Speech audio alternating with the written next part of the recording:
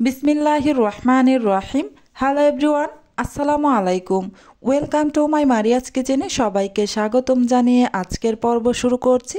আমার আজকের পর্বে থাকছে হাতের কাছে থাকা কিছু উপকরণ দিয়েই মজাদার একটি নাস্তার রেসিপি। এই নাস্তাগুলো বিকেলে চায়ের আড্ডায় অথবা টমেটো সসের সাথে খেতেও দুর্দান্ত লাগবে। চলুন তাহলে এই নাস্তাগুলো তৈরি করার জন্য চলে যাই চুলায়। প্রথমে চুলায় আমি একটি প্যান বসিয়ে এতে আমি মেজারমেন্ট কাপ দিয়ে মেপে 1 কাপ পরিমাণ পানি দিয়ে সামান্য একটু গরম করে নিব। যখন পানিটা গরম হয়ে যাবে তখন আমি এতে দিয়ে দিব 1 প্যাকেট নুডলস। এবার এই নুডলসে থাকা যে মশলাটা আছে সেটাও আমি দিয়ে দিচ্ছি। অবশ্যই নুডলসে থাকা এই মশলাটা দিয়ে দিবেন, এটা কোনোভাবেই স্কিপ করা যাবে না। কিছুক্ষণ পর একটু নেড়েচেড়ে তারপর আমি ঢাকনা দিয়ে ঢেকে দিলাম এই নুডলসটা সিদ্ধ হওয়া পর্যন্ত। কিছুক্ষণ পর ঢাকনাটা খুলে নিয়েছি। এবার আমি সামান্য একটু নেড়েচেড়ে দিচ্ছি। সামান্য একটু পানি আছে, এটাও আমি একেবারে শুকিয়ে নিব। একেবারে পানিটা আমি শুকিয়ে নিয়েছি। এবার আমি এই নুডলসটা একটা প্লেটে নামিয়ে নিয়েছি। এবার আমি এতে 4টি পাউরুটি নিয়ে নিলাম। এবার হাতের সাহায্যে পাউরুটিগুলো ছোট ছোট টুকরো করে ছিঁড়ে নিচ্ছি। দেখতেই পাচ্ছেন আমি কিভাবে ছিঁড়ে নিচ্ছি, একেবারে ছোট ছোট করে ছিঁড়ে নেবেন। আপনারা চাইলে কেচি বা ছুরির সাহায্যেও ছোট টুকরো করেও নিতে পারেন। আমি হাতের সাহায্যেই করে নিচ্ছি।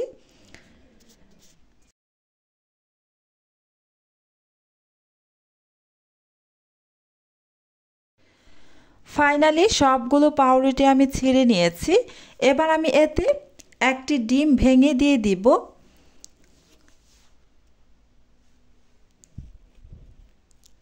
এবার দিয়ে দিচ্ছি বেশ বড় সাইজের 2টি পেঁয়াজ কুচি, আর দিয়ে দিচ্ছি 7-8টি কাঁচামরিচ কুচি, আর দিয়ে দিচ্ছি 3 টেবিল চামচ পরিমাণ ধনিয়া পাতা কুচি, দিয়ে দিব সামান্য একটু লবণ।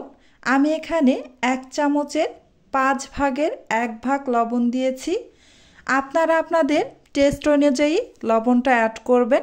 খুব বেশি লবণ দেওয়া যাবে না, কেননা নুডলসে থাকা মশলায় লবণ ছিল আর পাউরুটিতেও লবণ দেওয়ার প্রয়োজন নেই। তাই অন্যান্য উপকরণের জন্য যেমন ডিম, পেঁয়াজ, ধনিয়া পাতা ওইগুলোর জন্যই সামান্য একটু লবণ প্রয়োজন, তাই সামান্য একটু লবণ দিবেন। খুব বেশি লবণ দিলে তেতো হয়ে যাবে। এই যে খুব ভালোভাবে আমি মেখে সব কিছু একসাথে মিশিয়ে নিয়েছি। এবার আমি হাতের তালুতে কিছুটা নিয়ে এই যে দেখতে পাচ্ছেন প্রথমে গোল করে তারপর চ্যাপ্টা করে নিয়েছি। এভাবে আমি বাকি সবগুলো বানিয়ে নিব।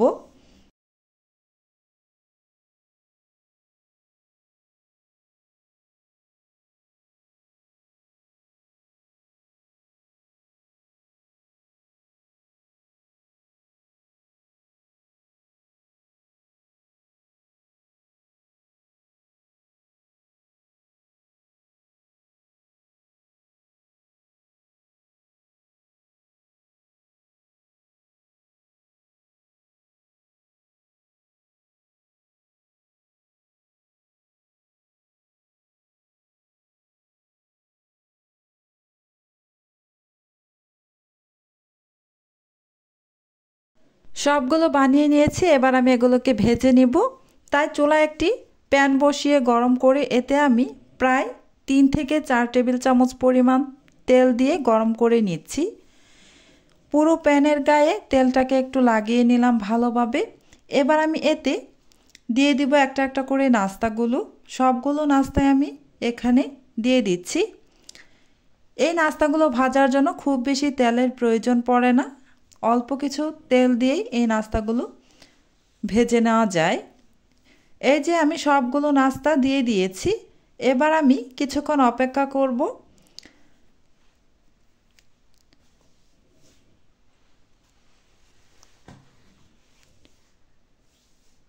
এই তো কিছুক্ষণ অপেক্ষা করার পর এবার আমি একটু উল্টে দিচ্ছি।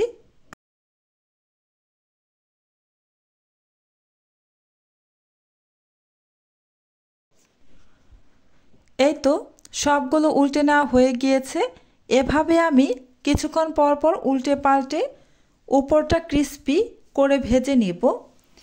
এই যে কিছুক্ষণ পর আমি এগুলো আবারও উল্টে দিচ্ছি। এই নাস্তাগুলোকে আমি কিছুক্ষণ পর পর উল্টে পাল্টে খুব ভালোভাবে ভেজে নিয়েছি। এই নাস্তাগুলোর উপরটা ক্রিস্পি হবে আর ভিতরটা হবে অনেক বেশি জুসি, খেতে অসাধারণ এই নাস্তাগুলো। দেখতেই তো পেয়েছেন, খুবই অল্প উপকরণে যেই উপকরণগুলো দিয়ে আমি তৈরি করেছি, এই উপকরণগুলো সাধারণত প্রত্যেকের কিচেনেই থাকে। এই তো আমার আজকের এই নাস্তার রেসিপিটি আপনাদের কাছে কেমন লেগেছে কমেন্ট করে জানাতে একদমই ভুলে যাবেন না। আজকের মতো এখানেই বিদায় নিচ্ছি। আপনারা অনেক বেশি ভালো থাকবেন, সুস্থ থাকবেন। আল্লাহ হাফেজ।